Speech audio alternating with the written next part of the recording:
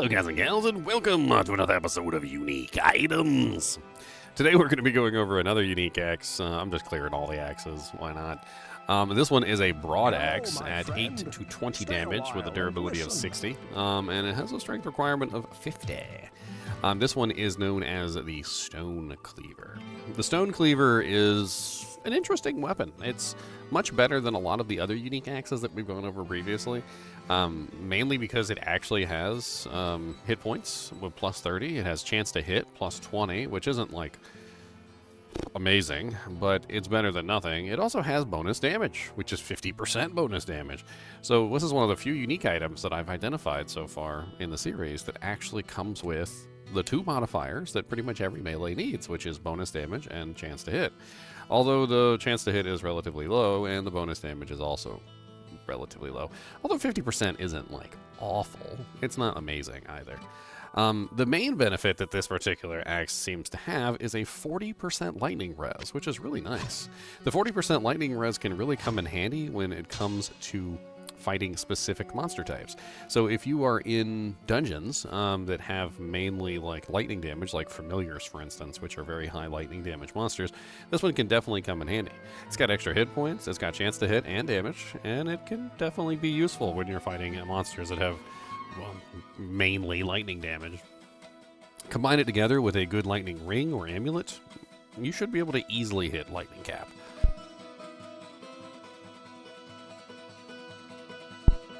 Now, one of the main downsides of this is that, well, no shield, right? However, if you're in a situation where you're fighting mainly ranged monsters that deal lightning damage, this definitely could come in handy for those specific monster types. It definitely has kind of like a unique graphic to it too, doesn't it?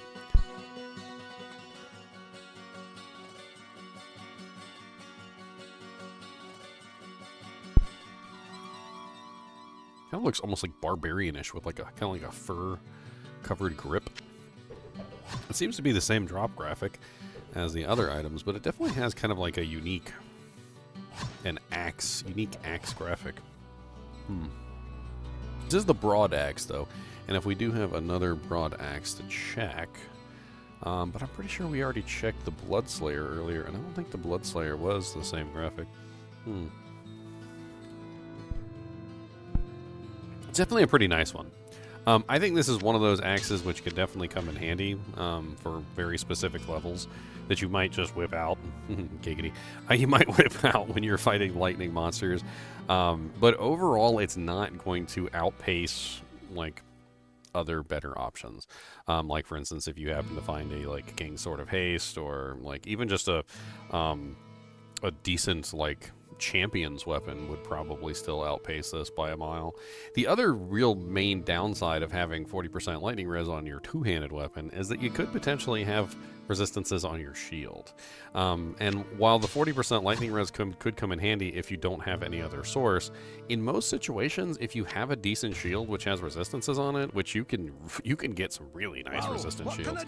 In fact, I don't even know if Griswold probably doesn't have one in here right now because I'm currently a low-level character, but at higher levels, he definitely has some pretty nice shields that have like somewhere around like, I think 45% is the cap for all res on these shields.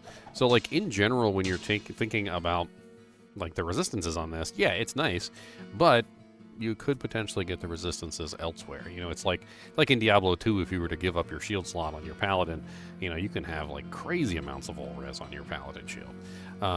Depending on which shield you use, there are some that even have like upwards of like 115 all res or something on them. I think like the Sanctuary Coco Mal, right? So giving up your shield slot for a little bit of resistances on your weapon doesn't really seem like the most amazing thing to do. Now, granted, you might just be challenging yourself to a two-handed playthrough. All right, well, if that's the case, then this is definitely going to come in handy to get you that lightning res you need during those specific levels where you need lightning res. Although you might find that whenever you're not fighting lightning-resistant monsters, you probably take this off for something that hits a little bit harder and has a little bit better chance to hit. In general, also, most weapons you really kind of want increased attack speed. There are 3 different modifiers for increased attack speed in this game. It's called fast, faster, and fastest, which fastest attack speed is definitely the best one that you really, really want. And unfortunately, this melee weapon, although it does have okay to moderate stats, it doesn't have any increased attack speed, which can also not really make it the best weapon. I think that's pretty much it for this one. As always, I do appreciate you guys and gals watching. Be sure to hit that like button and subscribe button if you enjoy the content, because this is my full-time job. And as always, keep watching.